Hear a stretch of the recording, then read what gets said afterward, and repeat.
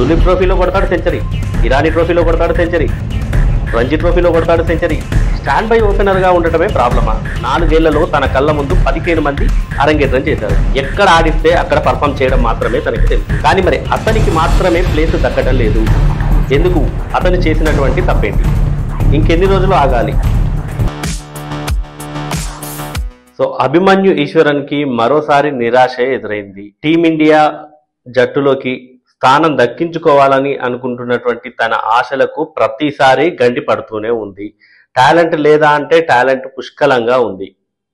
So అయినా కూడా అతన్ని మరి ఎందుకు ఎంపిక చేయట్లేదు సెలెక్ట్? ఈ వీడియోని మీరు లైక్ చేయడం ద్వారా ఇంకొంతమందికి ఈ వీడియో చేరే ఛాన్స్ ఉంటుంది. ఆల్రెడీ 30కి దగ్గర పడుతున్నాడు. ఇంకెప్పుడు సెలెక్ట్ చేస్తారు? ఆల్రెడీ 4 ఏళ్లు గడిచిపోయాయి. తన 4 ఏళ్ల కాలంలో యశస్వి జైస్వాల్, రింకు సింగ్ ఇట్లాంటి వాళ్ళు చాలా మంది, హర్షిత్ రాణా, ఇప్పుడు దేవదత్ పడిక్కల్ కూడా వచ్చాడు. ఇలా ప్రతి ఒక్కరూ వచ్చి అరంగేట్రం చేస్తున్నారు తప్పితే తనకి మాత్రం ఛాన్స్ ఇవ్వటం లేదు. ఎందుకు?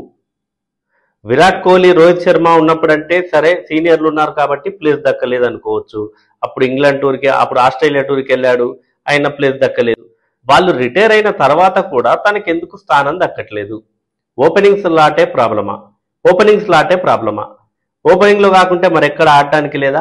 నెంబర్ 3లో, నెంబర్ 4లో ఉంటే ఉన్నారు మిగతా వాళ్ళు. కానీ అది షఫుల్ చేసే విధానం, మా విధానమే షఫుల్ చేయటము, ఏ బ్యాటింగ్ ఆర్డర్ ఎవరికి పర్మనెంట్ కాదు అని కోచ్ గౌతమ్ గంభీర్ మరి చెప్పిన మాటలన్నీ ఇతని విషయంలో ఎందుకు నిజం అవ్వట్లేదు? అభిమన్యు ఈశ్వరన్ విషయంలో ఎందుకు అవి వర్తించట్లేదు? అవి ఎందుకు అప్లై చేయట్లేదు? అభిమన్యు ఈశ్వరన్ని తీసుకుంటే తనని ఏ ఆర్డర్లో పనికొస్తాడో మీరు సెలెక్ట్ చేసుకొని ఆ ఆర్డర్లో ఆడించవచ్చు కదా. స్క్వాడ్లో తీసుకుంటేనేమో ప్లేయింగ్ 11లోకి ఎంపిక చేయరు. లాస్ట్ టైం ఆస్ట్రేలియాకి అంతే స్క్వాడ్లోకి తీసుకున్నారు, ఆ తర్వాత ఇంగ్లాండ్కి స్క్వాడ్లోకి తీసుకున్నారు. కానీ ప్లేయింగ్ 11లో మాత్రం చోటు దక్కలేదు. ఈసారి స్క్వాడ్లోనే లేకుండా చేశారు. ఏమి ఎవరైనా క్వశ్చన్ చేస్తే ఏం చెప్పారు? సెలెక్టర్ చెప్పిన సమాధానం వింతగా ఉంది. 2 ఓపెనర్లు ఉన్నారు, సరిపోతారు, ఇంకెవరిని తీసుకో. మధ్యలో అవసరమైతే ఇండియాలోనే కాబట్టి మ్యాచ్ జరిగేది, 2 టెస్ట్ మ్యాచ్లు కాబట్టి ఇవి అంత ఇబ్బంది ఏమి ఉండకపోవచ్చు అన్నట్టుగా చెప్పాడు. ఎందుకు? తనకు అవకాశం ఇస్తే సరిపోతుంది కదా. వెస్టిండీస్తో మ్యాచ్, వెస్టిండీస్ కూడా పెద్ద గొప్పగా ఏం ఫామ్లో లేదు. సో ఇలాంటి టీంల మీద వాళ్ళకి ఛాన్స్ ఇస్తే వాళ్ళని చాలా ఎంకరేజ్ చేసినట్టు అవుతుంది, వాళ్ళకు బూస్టప్ అవుతుంది, కాన్ఫిడెన్స్ లెవెల్స్ పెరుగుతాయి. సో వాళ్ళు చక్కగా ఆడగలుగుతారు. ఇండియన్ కండిషన్లోనే జరుగుతున్నాయి.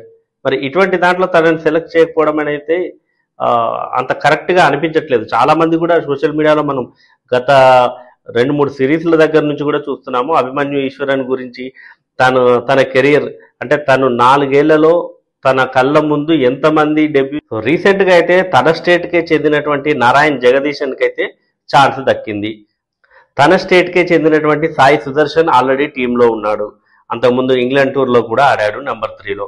సో మరి అందరికీ అవకాశాలు వస్తున్నాయి, తనకే ఎందుకు రావట్లేదు అని తనకి నిజంగా కూడా మానసికంగా ఒక ఇది ఉంటుంది. డెఫినెట్గా ఏ ప్లేయర్కైనా అది ఉంటుంది. ఎందుకంటే తనని తీసుకొచ్చి మరీ ఇన్ని రోజుల పాటు, ఇన్ని సంవత్సరాలు బెంచ్ మీద కూర్చోబెడితే సో తన మెంటల్గా కూడా తను డిస్టర్బ్ అయ్యే ఛాన్స్ ఉంటుంది. అయినా కూడా అవి ఏవి పట్టించుకోకుండా తను ఎప్పుడు ఛాన్స్ వస్తే అప్పుడు ప్రతి డొమెస్టిక్లో అయితే పరుగుల వరద పారిస్తున్నాడు. మరి అటువంటి ప్లేయర్ని వీళ్ళు ఈసారైనా పట్టించుకుంటారనుకుంటే ఈసారి కూడా పట్టించుకోలేదు. నెక్స్ట్ సౌత్ ఆఫ్రికా టూర్ ఉంది. మరి సౌత్ ఆఫ్రికా అయితే ఇండియాకి వచ్చి టెస్ట్ మ్యాచ్లు ఆడుతుంది. కనీసం ఆ టూర్కైనా ఇతన్ని ఎంపిక చేస్తే బాగుంటుందని చాలా మంది అంటున్నారు. మరి అతన్ని అప్పటికైనా మరి ఎంపిక చేస్తారా?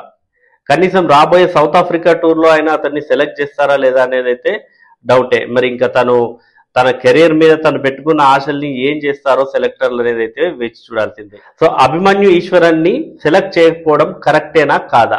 మీరేమనుకుంటున్నారో కామెంట్ చేయండి.